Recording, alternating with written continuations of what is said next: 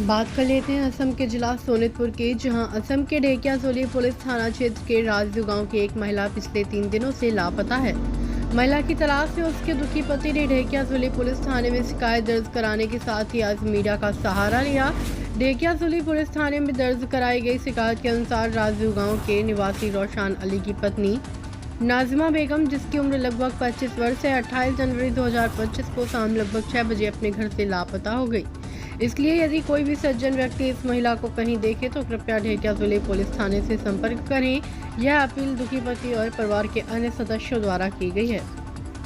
असम के जिला सोनितपुर से प्रशांत बैशी की रिपोर्ट। मोर नाम रोशन आली, मोर घर राजीव गाँव और मैं बिया पातिছিলোঁ राकसमारीৰ পৰা। तार नाम नाजिमा बेगम। मैं अरुणाचलत काम करूँ।